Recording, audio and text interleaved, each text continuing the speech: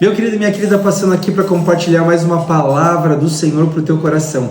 E a palavra de hoje, o endereço é o seguinte: Evangelho de Lucas, no capítulo de número 7, a partir do versículo de número 1, diz assim a palavra do Senhor.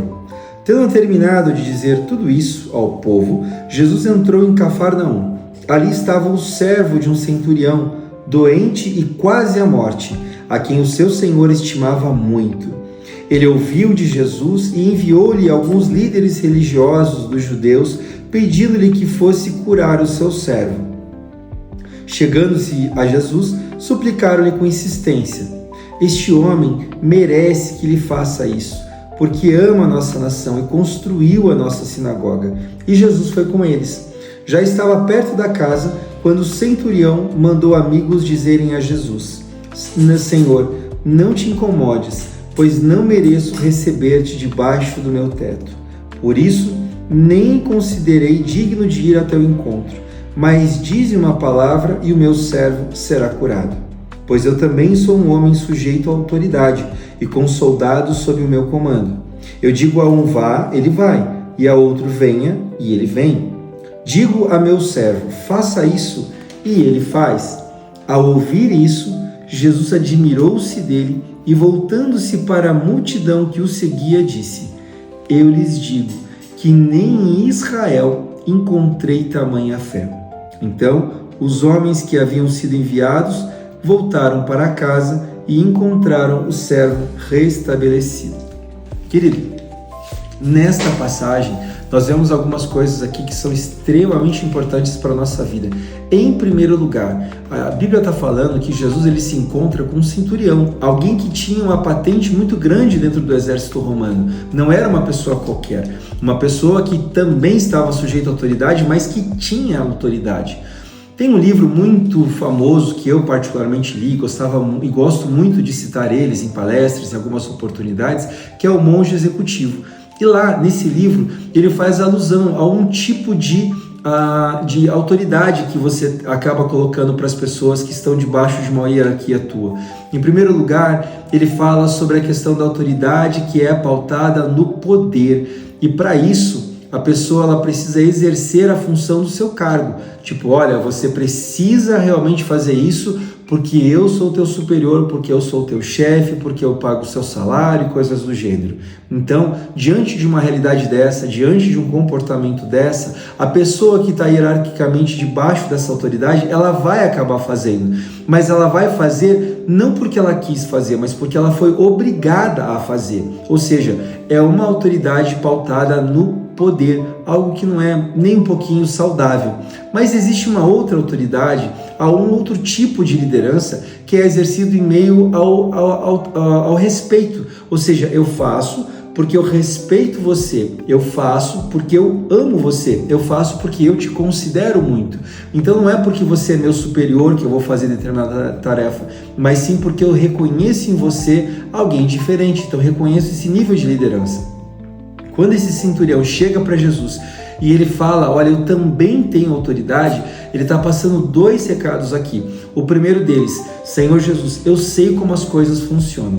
Eu sei como existe essa questão do respeito a uma hierarquia, porque eu também tenho pessoas debaixo da minha, e se eu digo para alguém fazer, ele vai fazer.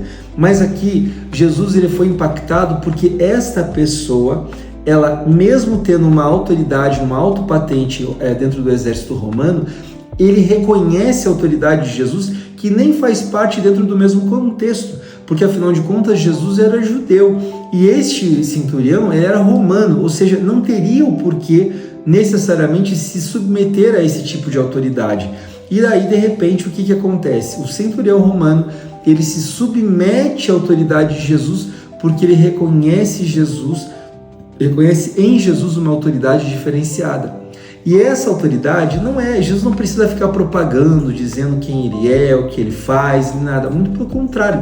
As coisas vão acontecendo, os sinais, as maravilhas vão acontecendo à medida que Jesus vai caminhando. Ou seja, esse centurião percebeu, eis aqui o Filho de Deus. Então, ele com autoridade de alta patente se submete a um outro povo que estava debaixo da autoridade do povo dele.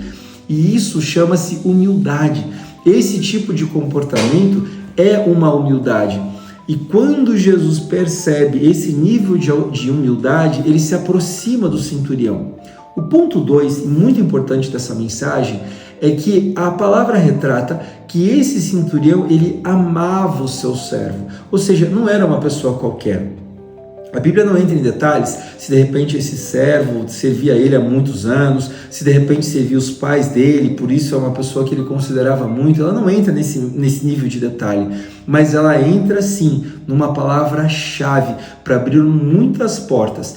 Ou seja, esse centurião, ele amava o seu servo. E esse amor, ele é justificado por meio de atitudes. Não são apenas meras palavras, não é apenas uma mera filosofia, ou de repente uma referência mais romântica, mas era uma atitude prática. Ou seja, é o amor através de uma atitude que realmente dá a conotação de que ele verdadeiramente amava aquele servo que ele tinha. Ele estava preocupado com esse servo que estava padecendo. Então, quando você precisa verdadeiramente de um milagre, não somente a questão da palavra que precisa ser liberada, a fé que precisa ser aplicada, mas é necessário que Jesus perceba que aquele gesto que você está fazendo para acionar o milagre, para que ele possa acontecer, está pautado no amor. O amor, ele tem chaves assim incríveis. Não obstante o fato de 1 Coríntios, no capítulo de número 13, nós temos todo um conceito de amor, um conceito profundo que deixa muito bem claro para qualquer pessoa, mesmo que seja leigo, entender o quanto esse sentimento é algo muito profundo e se revela também em Deus, porque Deus também é amor, ou seja, é um gesto que vai de acordo com o próprio Criador. Veja quão importante é a revelação desse tipo de sentimento. Então, em primeiro lugar, só recapitulando, esse centurião, ele era o povo que dominava o povo de Jesus, mas ele reconhece a autoridade de Jesus e esse nível de hierarquia acaba sendo invertida. Ele se submete à autoridade de Jesus. Em segundo lugar, ele pede a Jesus essa intervenção pautada no amor que ele tinha para com o seu servo. E este amor foi o suficiente para chamar a atenção de Jesus, fazer com que Jesus parasse todas as coisas e dissesse: não, tudo bem, então porque eu vi esse amor, eu vejo o teu cuidado, e você entendeu que você reconheceu quem eu sou, e por causa da tua humildade, automaticamente eu vou até a tua casa, não tem problema nenhum. E aí a gente entra na terceira e última chave dessa parte, que é extremamente maravilhosa e profunda também. Esse centurião, ele pegou e falou assim que Jesus, o Filho do Deus Altíssimo, vai na minha casa. Ele diz: me perdoe, Jesus, eu reconheço a sua autoridade, eu sei que tu és Filho de Deus, mas é o seguinte, o Senhor é santo e eu sou pecador. Eu não tenho condição de receber na minha casa, eu sou uma pessoa falha, com uma série de problemas, eu não sou uma pessoa ainda convertida, de repente eu tenho uma série de problemas que vão contraditório àquilo que o Senhor prega. Me perdoe, Jesus, eu não sou digno de recebê-lo em minha casa. Quando ele fala isso, Jesus ele é surpreendido por esse gesto. Uau, uma pessoa extremamente humilde, mas que reconhece também quem é. Esse coração do centurião era um coração quebrantado. E um coração quebrantado e humilde, o Senhor não despreza.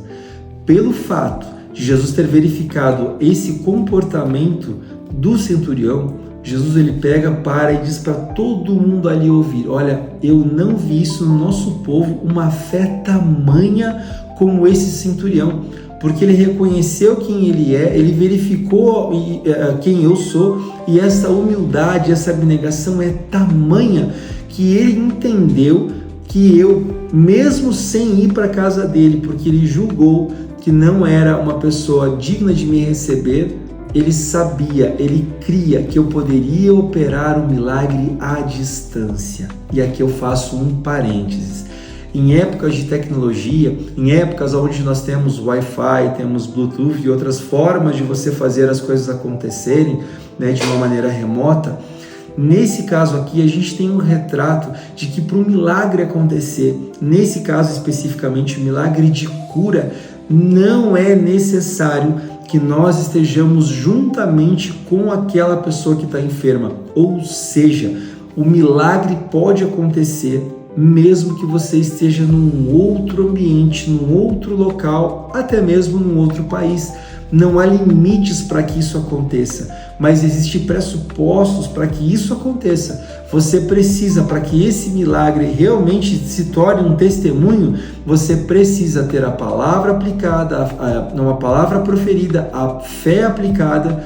Você precisa ter um amor genuíno, motivador para que aquela coisa aconteça, e você crer que mesmo que você não esteja juntamente com a pessoa, a partir do momento que você libera uma palavra em nome de Jesus, a pessoa pode receber a cura. É um nível de intercessão, é um nível de entendimento que rompe com as barreiras. Da mesma forma que muitas vezes você projeta um vídeo na televisão sem a presença de um cabo, ou seja, não há necessidade de algo físico, mas por ondas que a gente não consegue nem enxergar ao nosso próprio olho nu, assim também é a nossa fé aplicada a pessoas que encontram-se em situações necessitadas de um milagre. A tua oração, ela pode fazer com que as coisas aconteçam. No livro de Tiago, nós verificamos ali Jesus falando que muito pode a oração de um justo em seus efeitos. Ou seja, você, por mais que não esteja com uma pessoa, juntamente com ela, o milagre pode sim vir a acontecer. Então, no dia de hoje, o Senhor traz essas recomendações e esses alertas para o teu coração. Não pense que o fato de você não estar com a pessoa para a qual você tem orado é um fator limitador para a pessoa receber o milagre. Muito pelo contrário. Aplique a tua fé em nome de Jesus, libere a palavra e creia, porque por meio do amor que você aplicou, você vai ver o milagre de Deus acontecendo e a tua boca se enchendo de testemunhos. Que Deus te abençoe poderosamente em nome de Jesus e não esquece, Ele continua falando.